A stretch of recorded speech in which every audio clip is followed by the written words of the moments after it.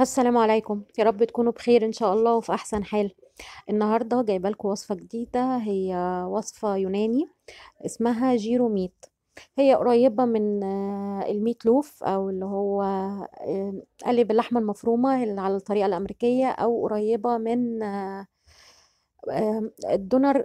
مختلفة تماما، هما في ناس هتفتكرها دونر كباب، لا هي مختلفة كمان تماما، التكنيك مختلف عن الدونر كباب. احنا نعملها النهاردة، هي وصفة اسمها جيرو ميت. آه، وصفة يوناني من أصل يوناني. نبتدي في الوصفة ونقول بسم الله الرحمن الرحيم. احنا عندنا نص كيلو لحمة مفرومة، هنضرب في الكبة بصلاية متوسطة وفصين توم مع معلقة ونص ملح صغيرين، ونص معلقة فلفل اسود. ادي البصل والثوم اتضربوا مع بعض في الكبة ناعم، مع معلقة ونص ملح ونص معلقة فلفل اسود. الملح بحط الكمية كلها تتضرب مع البصل. تمام. هنزود بقى بهارات، نص في معلقة صغيرة فلفل اسود، نص معلقة صغيرة بابريكا، نص معلقة صغيرة جنزبيل بودر، هي طعمها مختلف عن الكفتة خلوا بالكم. معلقة صغيرة زعتر، معلقة صغيرة نعناع ناشف، معلقة صغيرة سبع بهارات، نص معلقة صغيرة كبابة صيني، ومعلقة صغيرة ممسوحة بيكنج باودر. طعمها مختلف، ملهاش علاقة بالكفتة، النكهة بتاعتها مميزة طبعا، النعناع وال... والزعتر مدينها نكهة مختلفة، تعجبكم جدا ان شاء الله. الوصفة حلوة وموفرة، وانا دايما بقول وصفات اللحمة المفرومة فعلا من الوصفات الموفرة، الولاد كمان بتحبها جدا، مجرد انك هتشتغلي باللحمة المفرومة الولاد بيحبوها.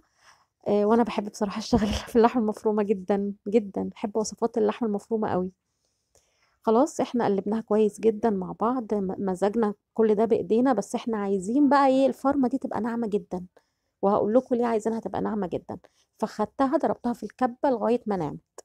خلاص جبت قالب بقى انجليش كيك عندك، او اي قالب عندك متاح عندك، عايزة تلفيها رول في ورق فويل، براحتك زي ما تحبي. وهنحاول نساوي الكلام ده كله في القالب، وببل ايدي كده ميه واساوي الكلام ده كله. حاولي تخليها متساويه جدا، عشان بعد كده في التقطيع هتشوفي بعد خطوه التقطيع هتفرق. خلاص طبعا الفرن بنسخنه، كل الفراغات ما تحاولي تخليها ناعمه جدا، ما تخليش فيه فراغات، تبلي ايدك بالميه وتقومي ايه مظبطه الدنيا دي كلها. خلاص هنعمل بقى ايه زي خلطة كده هنمسح بيها على وش ال ال ال الجيرو ميت بتاعتنا. خليكم فاكرين الاسم كويس. هنجيب معلقة عسل ابيض، ومعلقة كبيرة صلصة بيوريه، ومعلقة كبيرة زيت. ما عندكيش انا كان المفروض احط كاتشب، ما عندكيش كاتشب هتقدري تستخدمي عسل ابيض مع معلقة صلصة بيوريه مع معلقة زيت كبيرة، ونقلب كويس جدا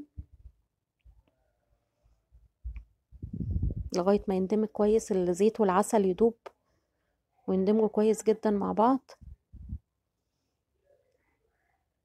تمام. هتجيبي بقى فرشة وهندهن وش القالب ده بالخلطة بتاعت الصلصة. قلتلك ما عندك مش هتعملي الخلطة دي، تقدري تدهنيها بكاتشب من الأول للآخر. ما عندكيش الكاتشب تقدري تعملي الخلطة دي، دايما في بديل يعني، ما تقلقيش. مهمة الخلطة دي ان هي بتدي الوش بتاع اللحمة، بتديها وش حلو ومحمر وشكله حلو. هندخلها الفرن، هي مش هتاخد اكتر من نص ساعة، هي ممكن كمان تاخد معاكي تلت ساعة. فرن 180 درجة، انا ولعت الشواية والفرن. انت تقدري لو ما عندكيش هتولعي ربع ساعة من تحت وربع ساعة الشواية، تاخد وش احمر كده وحلو. طبعا الخلطة اللي دهنا بيها الوش ادت اللحمة من فوق وش حلو قوي. هنقوم لافين بقى اللحمة بتاعتنا دي كده، وندخلها التلاجة. ممكن تسيبيها ساعتين، وممكن ساعة، وممكن تبيتيها لتاني يوم، ويفضل تبات لتاني يوم. خلاص. على بال بقى اللحمة بتاعتنا ما تبرد، هنكون قطعنا شوية خضار كده حضرناهم. انا جهزت شوية بصل احمر، وجهزت فلفل رومي الوان. تمام. طبعا هي برضو مختلفة، الدونر كباب مختلف، انا هعمله لكم ان شاء الله. الدونر في ناس هتقول ده دونر كباب، لا ده مش دونر كباب. الدونر ليها تكنيك تاني مختلف تماما، بتشتغلي في اللحمة وهي نية، وهعملها لكم ان شاء الله.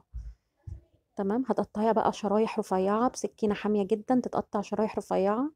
بصي متماسكة ازاي. ليه بقى كنا عاوزين اللحمة تنعم ونضربها تاني في الكبة عشان تنعم؟ عشان في التقطيع بتاعنا تبقى متماسكة كده. تحاولي تخليها رفيعة على قد ما تقدري بسكينة حامية عشان تظبط لك التقطيعة. السكينة الحامية مهمة. تمام. هتفضلي تقطعي الكمية كلها رفيعة. وبصي بقى النص كيلو لحمة مفرومة هيعملوا لك كمية قد ايه. وعشان كده انا بقول لكم دايما اللحمة المفرومة فعلا موفرة، من الوصفات فعلا الموفرة. بصي الرفع عامل ازاي، مهم جدا تقطعيها رفيع كده. بصي التقطيع، بصي الوش، اللون الحلو اللي خده من الصلصة اللي مسحنا بيها. تمام. جهزت بطاطس محمرة وجهزنا، قطعناها كل الكمية، والخضار بتاعنا متجهز.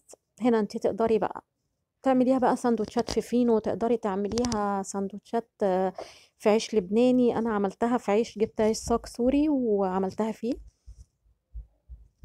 تقدري تقدميها مع صوص زبادي بالخيار، وده طبعا عشان خاطر طبعا صوص سلطة الزبادي بالخيار طبعا يونانية الأصل. فطبعا هما بيقدموها دايما مع الوصفة دي. تقدري تعمليها. انا قدمت الوصفة مع الوصفة الصوص اللي انا استخدمته للمسح وش اللحمة المفرومة، حطيته ودهنت بيه رغيف العيش قبل ما احط اللحمة وقبل ما احط الخضار. بس حطيت اللحمة بتاعتنا وحطيت البطاطس وحطيت الخضار بتاعنا.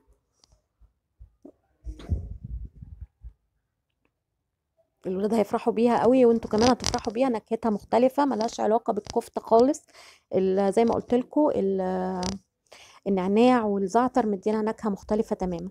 خلاص انا قفلت الرغيف بتاعي. هنروح بقى نجيب ايه على الجريل، نديها كده ايه وش من ناحيتين. حاجة كده فعلا تحفة، وطعمها مختلف وطعمها جميل جدا وجو جديد. وتقدري زي ما قلت لك تعملي جنبها سلطة زبادي بالخيار، او تعملي تومية، او تعملي مايونيز، كاتشب، اي صوصات انت تحبيها. الصوص السلطة اللي بتتقدم معاها طبعا سلطة الزبادي بالخيار في الوصفة الأساسية. وإن شاء الله أعمل لكم الدونر كباب، عشان الناس اللي فاكرة إن دي دونر كباب، لا، الدونر كباب مختلف تماما. ولو الوصفة عجبتكم ما تنسوش تعملوا شير كتير الوصفة وسبسكرايب للقناة، وما تنسوش تفعلوا الجرس عشان يوصلكم كل جديد. وبألف هنا وشفا عليكم وعلى كل حبايبكم، والسلام عليكم ورحمة الله وبركاته.